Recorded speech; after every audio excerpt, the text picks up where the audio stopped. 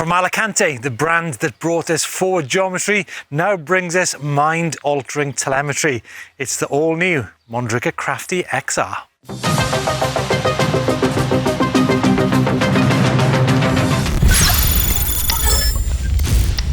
Well, Mondraker have fully engaged themselves into the whole world of e-mounted bikes, but what sets this bike apart from any other Bosch equipped bike is the inbuilt telemetry, the Mind system. So what is Mind then? Well, basically you've got a magnet on the fork leg and you've also got a rotational magnet on the linkage, but the brains of the system is located in the head tube here. Now what Mind actually does is allow you to set up the suspension in the first place and also tracks the dynamic activity of you on your bike, such things as GPS and also airtime. Not that I'll be using that much.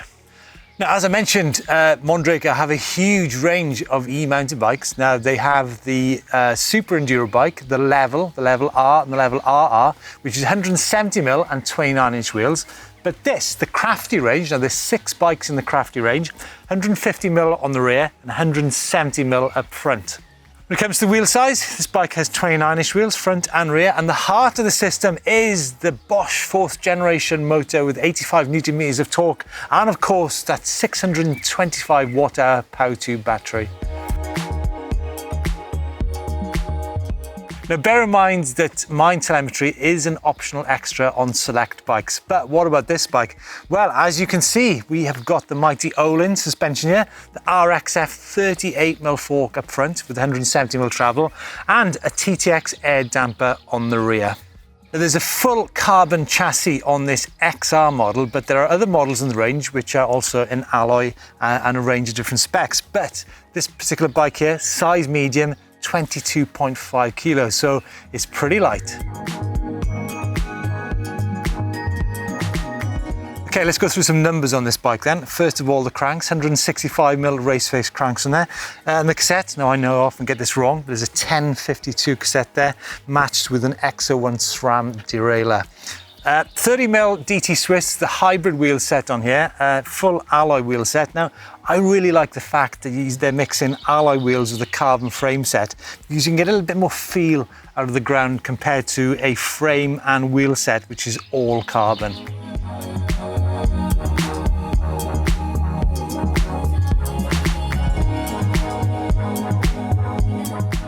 Now up front you've got the Bosch kiosk display. Now I really like the kiosk because it's a little bit more compact and you can mount it centrally compared to the Purion.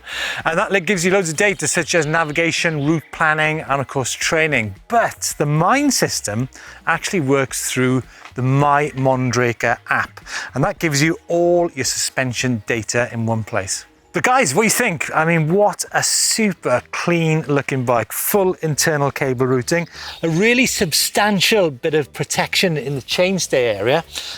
You got this little mudguard, which you kind of expect from a company which is based in southern Spain, so that won't really do much good in some Welsh woods. But this up here, look at that mudguard there.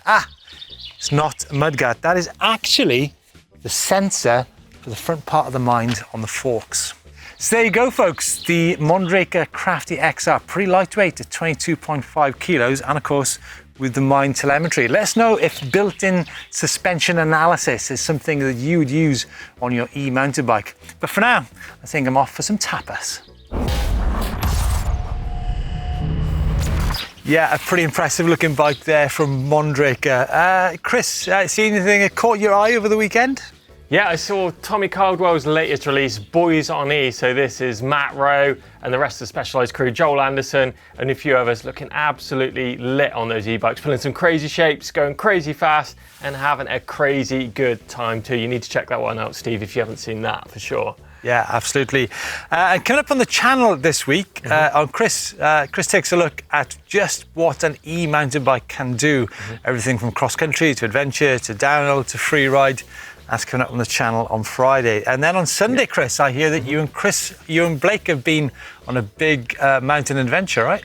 Yeah, a load of fun, headed to a bike park, went out to a bit of free ride action, just showed what Blake, just recently got his Canyon, showed him what it was all about really, and he absolutely loved it, so be sure to check that one out on Sunday. So he was out on the Canyon Talk, I hear. Yeah, absolutely flying he was. Yeah. And then on Monday, something that is absolutely critical to the well-being of your e-mountain bike, and that is post-ride lubrication of your drivetrain. Something which I certainly tune into every ride I go on. Do you need to be checking that video out Sunday, Steve? Monday. Now, a video that did really well last week was Chris's video on beginner mistakes. I mean, and there are loads of them in the e-mountain bike world. Now, Phantom Big Ball says that I've had to learn how to use my gears again, as I find myself just staying in the same gear and just using modes for gears, which is certainly not a good look, is it, Chris? No, I think it's something kind of guilty of as well. Sometimes you think, oh, instead of selecting your easy gear, just bang it up in turbo and off you go. But Slow Ride MTB says, turbo is often too much. Yep, turbo mode will often throw you forward during uphills and turns. Do you find that, Steve?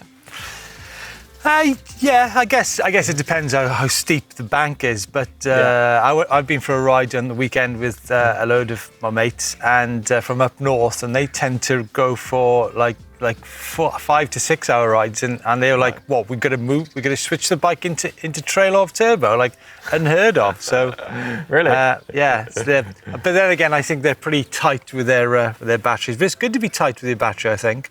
Typical Northerners, eh? Yeah, and then Dewin Doith Dull. I left that pronunciation for you.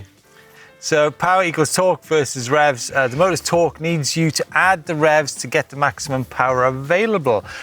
Well, it does, but it does actually depend on the motor. Now, like such bikes as like the Bosch 4th gen motor, it's quite impressive how you just slightly push on the pedals on that bike and it gives you a significant boost. But yeah, with most motors, that's definitely the truth. That's why cadence is so important.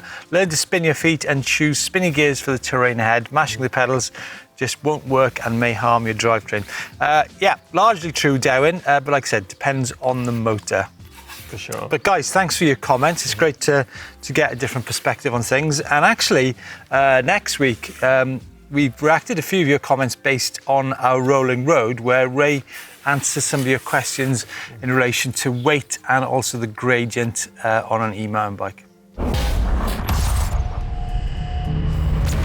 Right, it is time for Tech of the Week, and we've got a great entry in here from Kieran from Perth in Australia. Now, he's using a garden sprayer here to wash his e-bike off instead of a pressure washer, so it's a little less high pressure. It's not going to do a lot of damage to the bearings and seals on the bike. I think it's a pretty good idea. What do you think about that, Steve? Yeah, well, kind of. I don't actually think that pressure washers do any harm to e-bikes in the first place if used correctly. It's pretty cool, isn't it? It's playing it safe to the extreme, I think. But if you haven't got a pressure washer or a garden hose, you know, a tool like this is pretty mobile, pretty flexible. You can stick it in the back of your van and do it like he shows here after loading the bikes onto the back of a car. So in that respect, I was going to say, Steve, I found great results with just a garden sprayer. So it's a manual one, so you pump it up with air pressure, pull the trigger, and that thing you can actually just stick in your back of your van, wherever, you know, after you're riding, and it is really effective at taking all that first bit of grime off. Not as great as a power washer, obviously, but pretty in the middle, to be fair.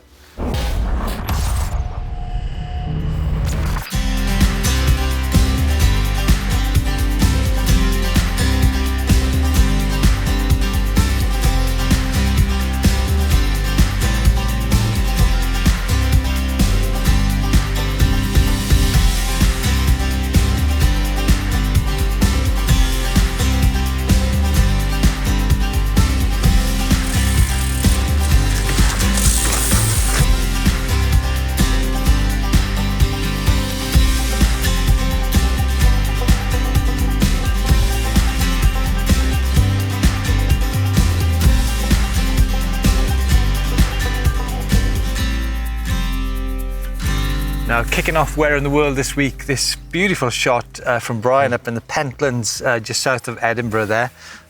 Some classic bit of upland riding. And then moving south to Berringen in Belgium, and Massimo, Cube Stereo, dropping off a bit of a booter there, Chris? Yeah, I don't know if it's off the ladder in the background or if he's just jumping the tabletop. I don't know, or over the rocks. Maybe. I think it's over those rocks in the middle. Yeah. It's the tabletop rocks. But yeah, nice shot though. Beautiful blue sky. And then something which I'm certainly looking forward to is a bit of beach action. Now this is Michael Common Power in San Rafael in Los Padres National Forest. That is, you know, quite a bit of a wild old sea there. Certainly a place that I'd like to be in. And then moving on out to the hills. And Brendan, his 2019 Cone Remote in, where is that, Chris? It's in Australia, Victorian High Country at Craig's Hut. Beautiful blue sky there, isn't it? Almost looks photoshopped, but yeah, it looks like a hot day out and a hell of a shot that. And then we've got Kenny here. Nice dry dusty trails out in Witter. Very nice shot as well. Top of Cow Trail overlooking Southern California. Now moving on to Chris. Chris is at Liddington Castle with his Focus Jam Squared. And then Jamie and on the Canivo Expert in Chapel Porth in Cornwall. Great to see you guys. You've been out and about to some amazing locations worldwide. We're certainly jealous of them at the minute because we need to get out to some the beach and alpine stuff, don't we, Chris? Definitely, but keep them coming in. Use that upload service and the details for that are up on screen now.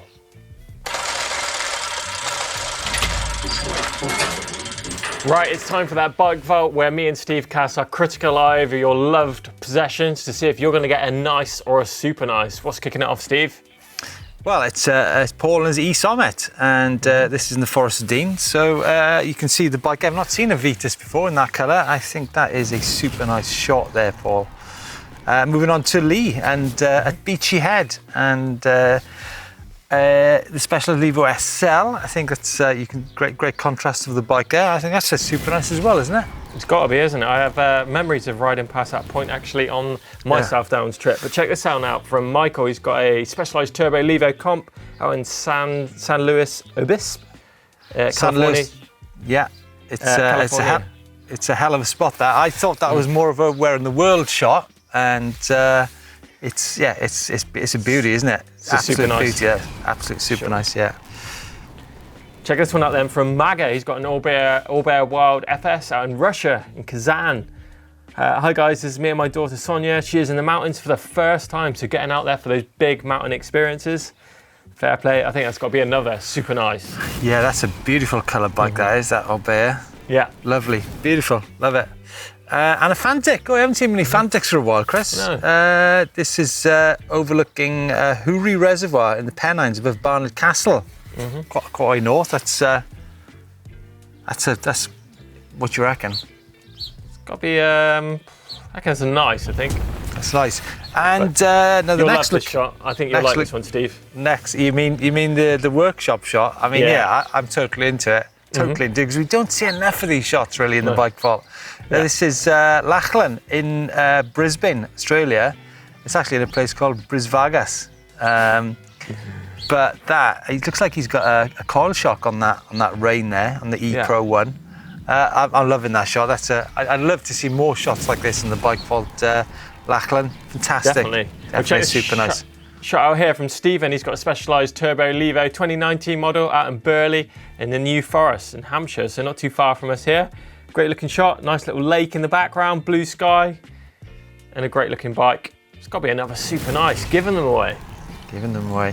Now, and Tony's Track Power Flying Pudsey, that's a nice shot. David's Mondraker Crafty XR in Bulch-Nantararian.